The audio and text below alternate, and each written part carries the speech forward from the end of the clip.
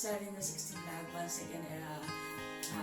It's time again to cooking again for our dinner tonight. So I want to show you how to cook potato with meatballs treated.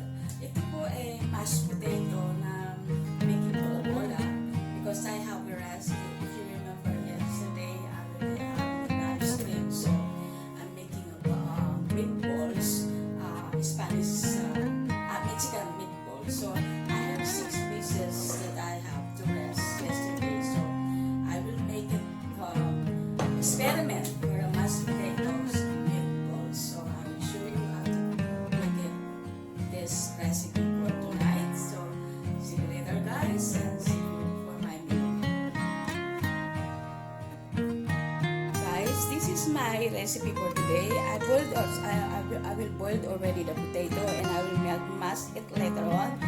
Mashed potato, and this is the breadcrumbs, and this is the meatballs. I just put only a little bit white pepper from the potato and garlic herbs and a two scrambled eggs for dipping the meatballs, the potato balls while I'm fried later on. So ayan mga guys, ito pakikita ko sa inyo. Ito na yung nilagang patatas kasi I will boil it already. So I will idudurugin ko na lang later. Ito yung tira kong meatballs kahapon, ang Mexican balls. And then dalawang itlog, scrambled egg, white pepper and garlic herbs and the breadcrumbs. So that is my recipe for tonight and I will show you how to make it. So mas muna natin yung patatas. Mash the potato.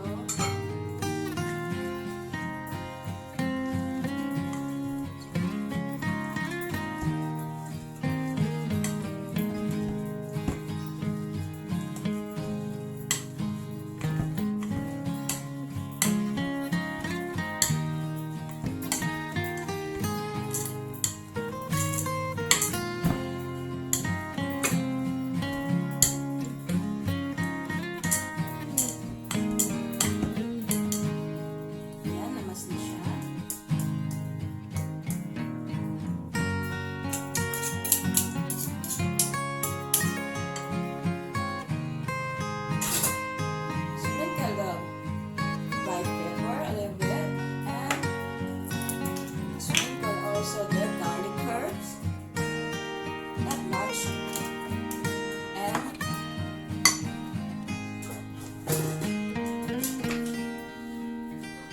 we will mix it.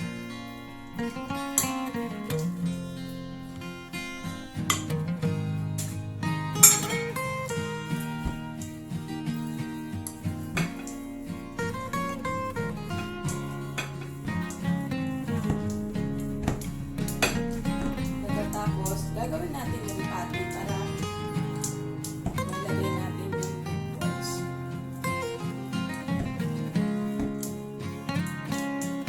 Alright.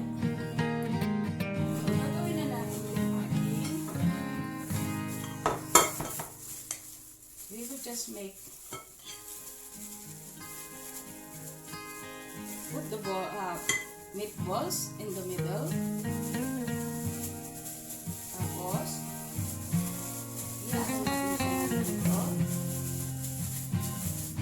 Parang bola-bola siya. Dito. Down.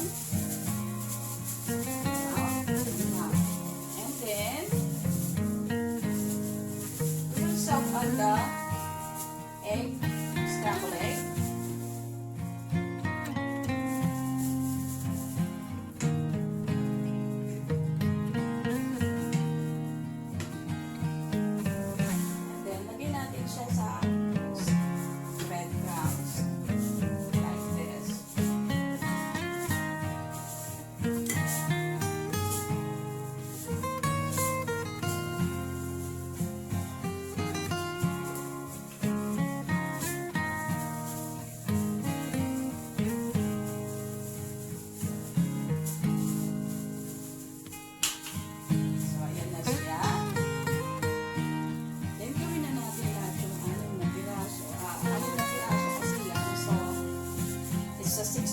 So we will make 6 pieces on this.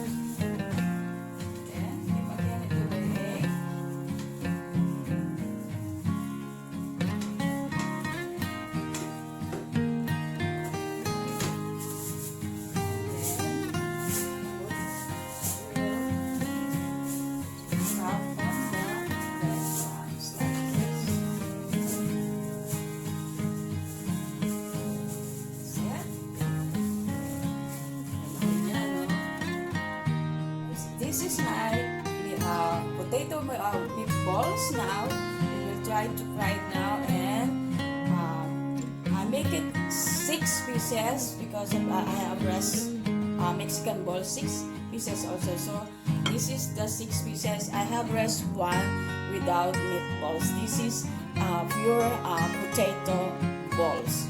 And then I experiment also a bread to piling I have scrambled egg with the breadcrumbs. So I will piling on this bread and I will fry it also. So this is an experiment bread with scrambled egg with breadcrumbs. So I will show you how to cook now. Hope you enjoy it. Guys, sasalang na natin ang ating potato meatballs. Meron lang dito, so yun na lang gagamitin natin at gawin na lang natin siya. Kailangan marami mantika dito para ipuput yung balls para pantay ang pagkain niya. Kung di man at least maluto siya ng gusto.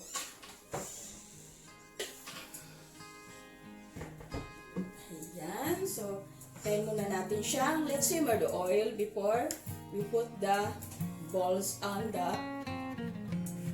pot. Yan, kumukulo na po yung mantika natin. So, isasalang na natin siya. Isasalang na natin yung ating potato balls. Potato meatballs. Fritters. Hindi rin experiment ng pangalan niya, no? So, isasalang na natin siya. Hinaan natin yung apoy para hindi siya masunog. Dahil malalaki sila, dalawa lang ang pupwede. Ang pwede mo yung isang maliit. Ayan. Ayan siya. I show you. Jaran, jaran, jaran. Dahil luto na yung potato nato, it's already cooked and the meatball. So, we just let it brown the filling. Alright, guys. Ayan siya. Jaran, jaran, jararan. Yan ang ating recipe for tonight. Mashed potato with meatballs fillet. Jaran, jaran, jararan, jaran, jaran. Ocho kaluguran daga, kaluguran sobra-sobra. Kasarada rin mata, patuloy ka. Yan. Kailangan, yan lang natin siya maluto. Mga kababayan, sana saan man kayong dako naroon ngayon, pagpalain kayo ng may kapal kasama ng ating mga pamilya, ng mga pamilya nyo. Sana malayo kayo sa anumang sakit na dumadapo ngayon sa mga sa amon ng dako ng mundo. At iwasan natin ang magkaroon tayo ng sakit. Lagi tayong uminom ng lukewarm water every morning when we get up in the morning. Before you having a toothbrush, you just drink first 2 glass of lukewarm water. If you can also allow it, put a little bit salt on the warm water so that you can cleanse your stomach. It's a good idea because I was trying that before and ano po, yung sinusubukan ko, kaya hawa naman ng Diyos, eto ako. So, lahat po ng pwedeng subukan po natin yung lukewarm water with salt or lukewarm water with baking soda before we having a toothbrush when we get up in the morning. Yan lang po ang ipapayo ko para kahit pa paano meron po kayong natutunan sa akin. Ayan, malapit na po siyang maluto, nag-brown na po siya. Ayan siya guys, ayan. See? Ayan na siya. Nag-brown na siya. So let it brown only the filling and then we will out on the oil.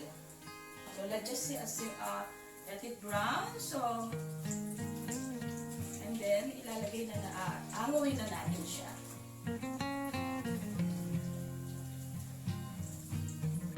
Guys, gagawa tayo ng lettuce salad.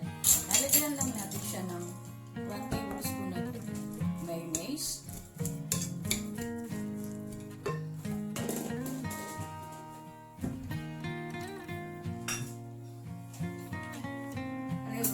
Olive oil.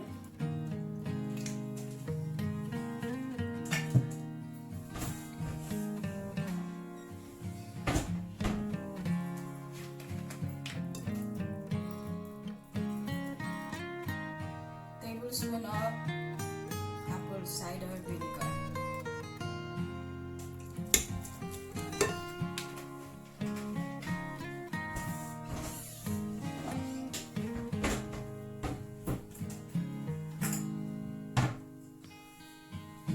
Black pepper,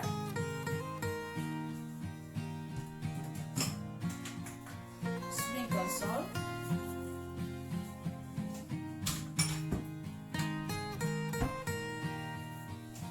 at pwede na natin siya serve.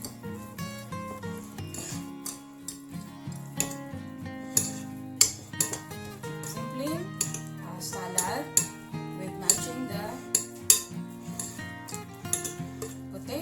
mashed potato, Mexican balls fillet. Ayan. So, makikita ko po sa inyo, ayan, tapos na po siya. So, ayan guys, makikita ko sa inyo kung anong lasa ng ating mashed potato, Mexican balls fillet.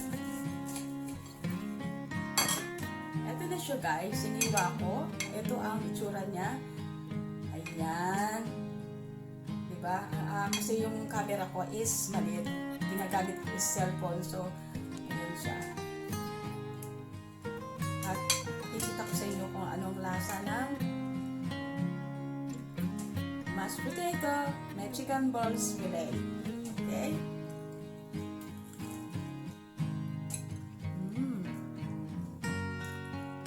Ang sarap niya.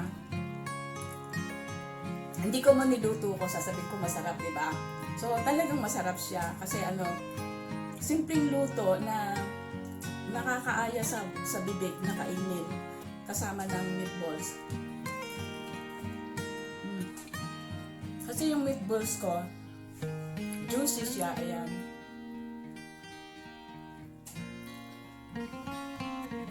So, kain na na! Sarap niya. Pakita ko din yung lasa ng bread rolls with scrambled egg. Tatawagin natin bread rolls fillet.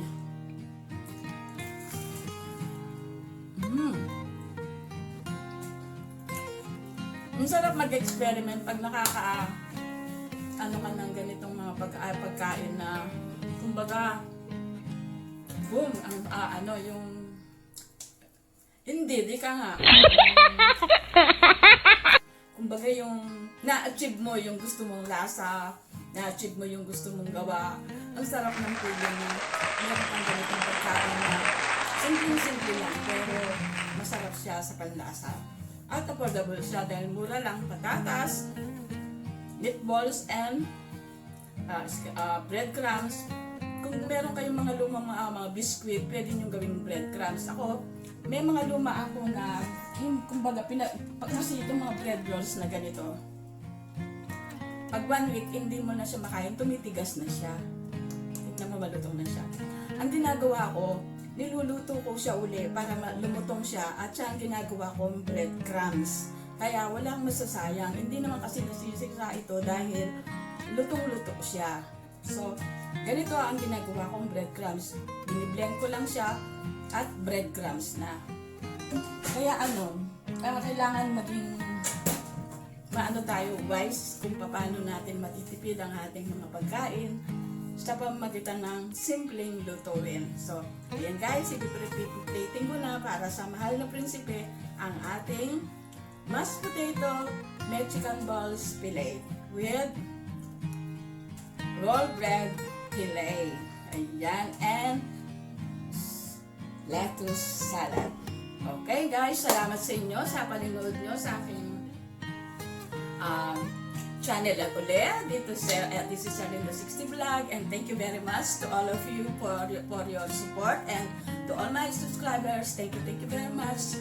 And sa mga hindi pa nakasubscribe, please subscribe, click the red down below, click the bell so that you can follow my notification, and likes and comment, and please share para po maraming matuto sa ganitong mga pagkain na experiment ko lang ito, wala sa recipe, pero ginawa ko siyang recipe, bagong recipe ko na invento ko sa mashed potato. So, ako si Erlinda 60 Vlog. Once again, may God bless you all, and I love you all guys, and to all my families, to all my friends and my loved ones, I love you all, and have a blessed day. May God bless you all. Bye-bye! Kain na na! Ay, pakikita ko pa nga pala yung plating ko. Okay? Our recipe for tonight, the mashed potato with Mexican balls fillet, at saka yung lettuce salad, and the roll bread with scrambled egg. So, siya, parang piece. Ayan guys, na-plating na natin at isi-serve na natin sa mahal na hari. Ayan. Okay, see you guys. I love you all. Thank you very much.